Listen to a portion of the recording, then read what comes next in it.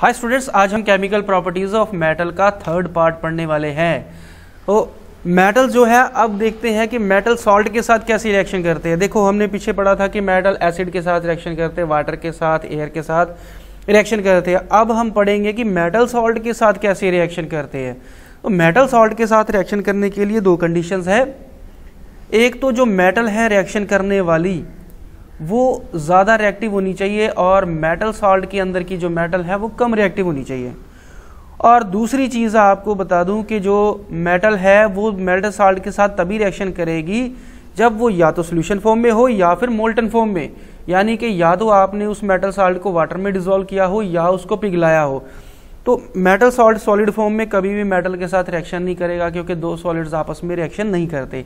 ये रिएक्शन है displacement reaction, और डिस्प्लेसमेंट रिएक्शन आपने फर्स्ट चैप्टर में पढ़ी होगी, chemical reactions and equations chapter में, जहाँ पे एक मेटल दूसरे मेटल सॉल्ट के साथ रिएक्शन करके तो मेटल आपस में डिस्प्लेस होती है। वह मेटल कैसे डिस्प्लेस होती है वो मैं आपको बताता हूँ। देखिए, मान लीजिए मेरे पास जिंक जो है वो प्योर मेटल है और कॉपर सल्फेट मेरे पास सोल्यूशन फॉर्म में है। कॉपर सल्फेट एक सॉल्ट है जिसका सोल्यूशन है मेरे पास। इन दोनों में अगर आपस में रिएक्शन होगी तो क्या होगा? जिंक सल्फेट बनेगा, क्योंकि जिंक ने क्या किया, कॉपर की जगह ले ली, और कॉपर क्या करेगा, जिंक की जगह लेगा। अब कॉपर क्या हो गया, प्योर फॉर्म में आ गया, और जिंक सल्फेट एक सोल्यूशन फॉर्म में चला गया। तो ये रिएक्शन हुई।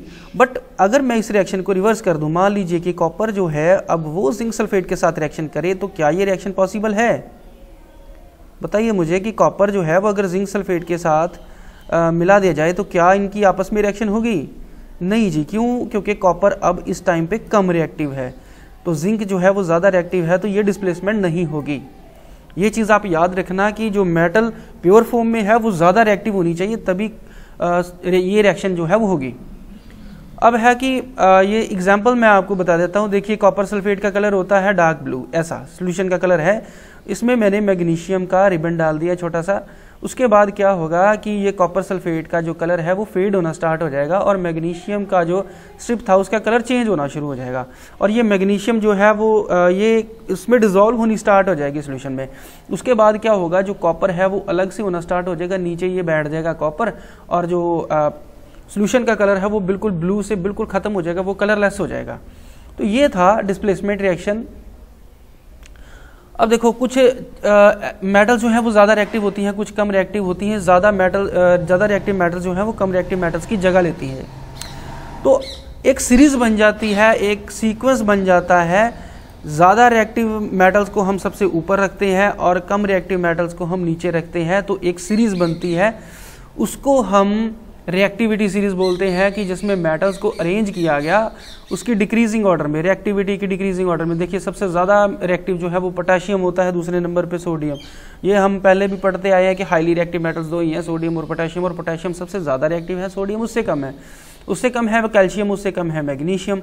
फिर उसके बाद मीडियम रिएक्टिव मेटल्स आ जाती हैं, जिसमें एल्यूमिनियम है, जिंक है, आयरन, टिन, लेड है। उसके बाद आता है हाइड्रोजन। हाइड्रोजन मानते हैं कि मेटल नहीं है, बट ये एसिड के अंदर प्रेजेंट होती है। उसके बाद है कॉपर, सिल्वर और गोल्ड, ये तो नॉन रिएक्टिव मेटल्स है। हाइड्रोजन के नीचे की जो मेटल्स हैं ये नॉन रिएक्टिव मेटल्स हैं, और ऊपर की जो है वो ज़्यादा रिएक्टिव मेटल्स होती है। तो जो ऊपर वाली मेटल्स हैं ये ही एसिड के साथ रिएक्शन करके हाइड्रोजन गैस प्रोड्यूस करेंगी, बट नीचे की जो मेटल्स हैं वो एसिड के साथ रिएक्शन नहीं करेंगी।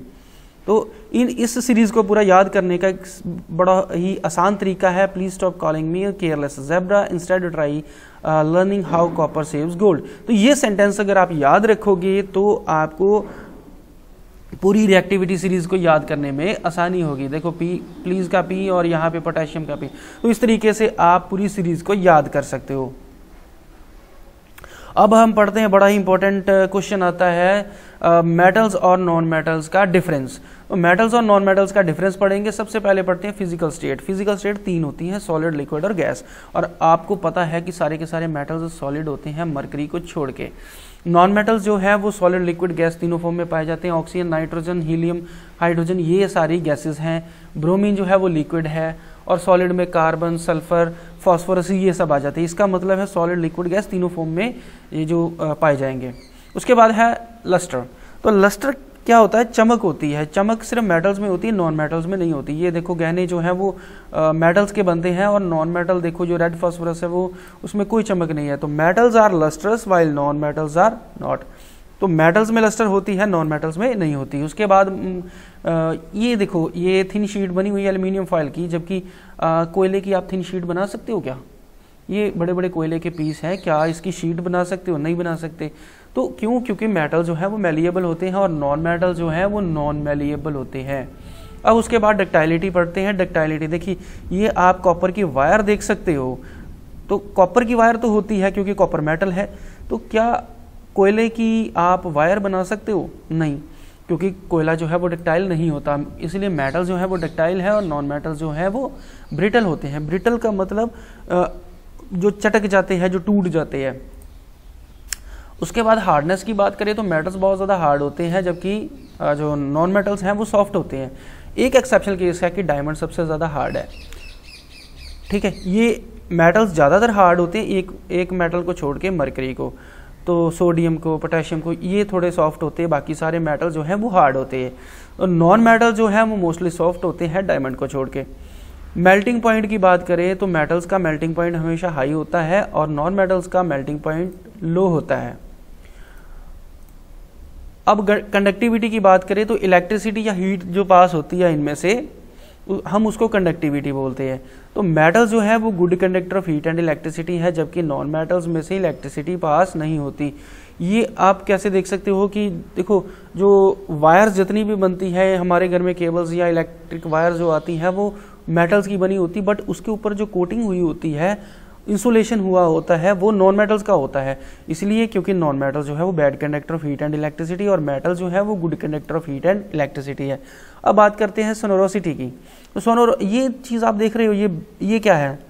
ये देख के आपको याद आया होगा कि ये एक बेल है, स्कूल बेल है, इसके बजते ही छुट्टी हो जाती है हमें। तो ये बेल जो है ये कैसे साउंड प्रोड्यूस करती है? जब भी इसके ऊपर हैमर से या किसी चीज़ से इसके ऊपर बीट किया जाता है तो क्या होता है, इसके अंदर से आवाज़ निकलती है। तो सिर्फ मेटल्स की ही बेल बनती है, नॉन मेटल्स की कभी बेल नहीं बनती, क्योंकि मेटल्स जो हैं वो सोनोरस होते हैं, जबकि नॉन मेटल्स जो है वो नॉन सोनोरस होते हैं। अब बात करते हैं टेंसाइल स्ट्रेंथ की। तो मेटल्स की टेंसाइल स्ट्रेंथ हमेशा ज़्यादा होती है और नॉन मेटल्स की हमेशा कम होती है। अब उसके बाद बात करें ऑक्साइड्स की। देखो फिजिकल प्रॉपर्टीज़ खत्म हुई, मेटल्स और नॉन मेटल्स का डिफरेंस। अब आई केमिकल प्रॉपर्टीज़। केमिकल प्रॉपर्टीज़ में ऑक्साइड्स की बात करें तो मेटल्स के ऑक्साइड बेसिक होते हैं और नॉन मेटल्स के एसिडिक होते हैं। ये हम पहले भी इस चैप्टर में पढ़ चुके हैं। अब रिएक्शन वाटर के साथ। देखो वाटर जो मेटल्स हैं वो वाटर के साथ रिएक्शन करके हाइड्रोजन गैस प्रोड्यूस करते हैं और हाइड्रोक्साइड बनाते हैं, जबकि नॉन मेटल्स जो है वो वाटर के साथ रिएक्शन कभी नहीं करते। कभी देखा है कोयले को वाटर के साथ या सल्फर को वाटर के साथ रिएक्शन करते हुए? तो नॉन मेटल्स वाटर के साथ रिएक्शन नहीं करते, क्योंकि वाटर खुद एक नॉन मेटल है और नॉन मेटल आपस में रिएक्शन नहीं करते। उसके बाद बात करें रिएक्शन विद एसिड की। तो एसिड के साथ मेटल्स रिएक्शन जब करते हैं तो हाइड्रोजन गैस प्रोड्यूस करते हैं, जबकि जो नॉन मेटल्स हैं वो एसिड के साथ रिएक्शन नहीं करते। उसके बाद आगे बात करें चार्ज की। तो ये देखो ये सोडियम जो है वो ये मेटल है कि नॉन मेटल है? देखो सोडियम को ध्यान से देखो, ये मेटल है कि नॉन मेटल है? सोडियम जो है वो हमें पता है कि मेटल है और क्लोरीन जो है वो नॉन मेटल है। एक चीज़ और आप ध्यान से देखो कि सोडियम पे पॉजिटिव चार्ज है और क्लोरीन पे नेगेटिव चार्ज है, यानी कि मेटल्स वो होते हैं जिन पे पॉजिटिव चार्ज होता है और नॉन मेटल्स वो होते हैं जिन पे नेगेटिव चार्ज होता है। अब आगे बढ़ते हैं इलेक्ट्रॉन्स की तरफ। तो ये तो पता होगा, 9th क्लास में आपने पढ़ा होगा कि एटम्स जो हैं उनके अंदर इलेक्ट्रॉन्स भी होते हैं, प्रोटॉन्स भी होते हैं, न्यूट्रॉन्स होते हैं। प्रोटॉन्स और न्यूट्रॉन्स बिल्कुल न्यूक्लियस के अंदर होते हैं और इलेक्ट्रॉन उसके आसपास रोटेट करते हैं। जो आउटर इलेक्ट्रॉन होते हैं जो रोटेट कर रहे होते हैं, मेटल्स जो है वो क्या करते हैं, इनको डोनेट कर देते हैं। इनके पास फालतू होते हैं इलेक्ट्रॉन्स। और एक चीज़ याद रखना कि मेटल्स के पास सिर्फ 1 या 2 ही इलेक्ट्रॉन होते हैं आउटर शेल में, जो कि ये आसानी से डोनेट कर देते हैं और इन पे आ जाता है पॉजिटिव चार्ज। जबकि क्लोरीन जो है या कोई नॉन मेटल है तो उनके पास होते हैं 6 या 7 इलेक्ट्रॉन्स आउटर शेल में। तो वो क्या करते हैं, 1 या 2 इलेक्ट्रॉन गेन करके अपना 8 पूरा कंप्लीट करते हैं, यानी कि उन पे आ जाता है नेगेटिव चार्ज, क्योंकि इलेक्ट्रॉन पे होता है नेगेटिव चार्ज। अगर नेगेटिव चार्ज को डोनेट करोगे तो ऊपर आएगा पॉजिटिव चार्ज। जबकि नॉन मेटल्स पे होता है नेगेटिव चार्ज, क्योंकि वो इलेक्ट्रॉन्स को गेन करते हैं। तो नेगेटिव चार्ज को गेन किया तो आ गया नेगेटिव चार्ज। ठीक है जी, नॉन मेटल्स इलेक्ट्रॉन्स को लूज करते हैं और नॉन मेटल्स जो है वो इलेक्ट्रॉन्स को गेन करते हैं। Thank you for watching my video, wait for part 6। तो ऐसी और भी वीडियोस देखने के लिए मेरे यूट्यूब चैनल को सब्सक्राइब कीजिए और ये वीडियो आपको कैसा लगा मुझे कमेंट करके ज़रूर बताइए।